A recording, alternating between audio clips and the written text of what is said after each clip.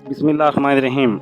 अज़ीज़ दोस्तों, आज आपके साथ चारे को खुश करना यानी है मेकिंग। जानवरों को सब्ज़ चारा खिलाकर पालना सस्ता और मुआशी तौर पर नहायत मुनासिब है, लेकिन सारा साल अच्छा चारा मुहैया नहीं होता। इसके नतीजे में खुराक की किल्लत का सामना करना पड़ता है। इसकी वजह से जानवरों की पैदावार बुरी तरह मुतासर होती है। दौरान साल बाज़ महीनों में काश्तकार हजरात के पास अपने जानवरों की ज़रूरत से ज़ायद चारा मौजूद होता है।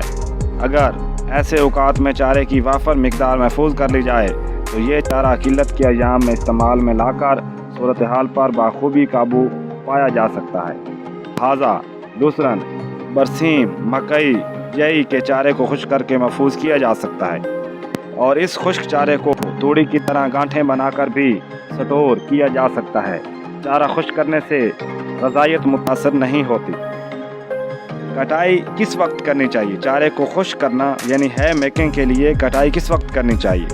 तो अजीज़ दोस्तों, सब चारे को 10% फूल आने पर काट लें। इस मरहला पर फसल में ग़िज़ाई अज्जा की मिकदार खासी ज़्यादा होती है।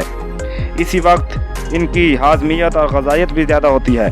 ताख़ीर से फसल काटने पर नाकाबिल हज़म रेशों की मिकदार बढ़ जाती है और जानवर उसे शौक़ से नहीं खाते। बारीक तने और ज़्यादा पत्तों वाला चारा है बनाने के लिए बेहतर है, जो कि जल्द खुश्क हो जाता है, जबकि घास और इस किस्म के दूसरे चारे फूल आने से पहले काटने चाहिए, क्योंकि इनमें ग़िज़ाइयत और सब्ज़ मादा ज़्यादा होता है।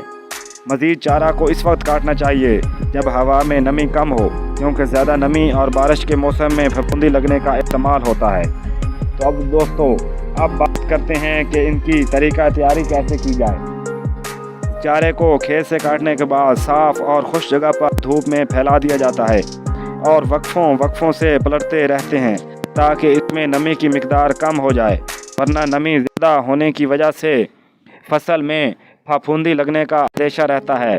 और इसलिए सुबह के वक्त जब धूप खूब चमक रही हो, चारा काट कर उसे खेत में फैला दें।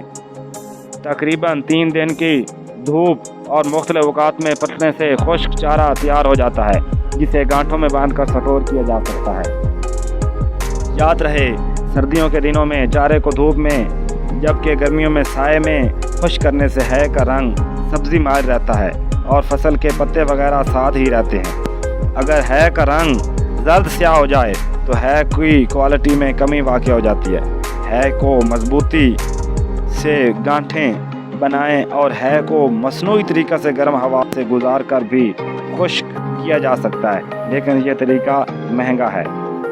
अब इसके लिए क्या क्या एहतियाती तदबीर इख्तियार करनी चाहिए कि हमारी है जो है वो अच्छी क्वालिटी की रहे और महफूज रहे।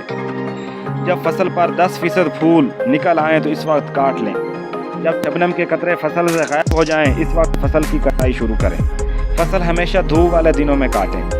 सर्दियों के दिनों में धूप, जबकि गर्मियों के दिनों में साए खुश्क करें।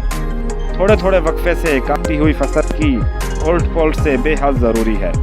अगर ताज़ा काटी हुई या कम खुश्क फसल पर बारिश हो जाए तो इस पर 2.5 किलोग्राम खुदनी नमक फी टन सब्ज़ चारा के हिसाब से छिड़काव कर दें। ये नमी को अपने अंदर जज़ब कर लेता है। इस वक्त स्टोर करें जब मुकम्मल खुश्क हो जाए। तो आइए दोस्तों, अब बात करते हैं इस है के इस्तेमाल की, कि इसे किस हद तक इस्तेमाल किया जा सकता है और इससे क्या क्या फ़वाइद हासिल होते हैं। तो अज़ीज़ दोस्तों, छोटे बछड़ों और भेड़ बकरियों की बढ़ोतरी के लिए मुफीद है। सब्ज़ चारे की कमी के अय्याम में इसे इस्तेमाल किया जा सकता है। दूध देने वाले जानवरों को अज़ाफ़ी इसे खिलाकर अंडा की मिकदार को बचाया जा सकता है। 2 साल के अरसा के लिए इस खुश्क चारा को बग़ैर किसी नुकसान के खिलाया जा सकता है।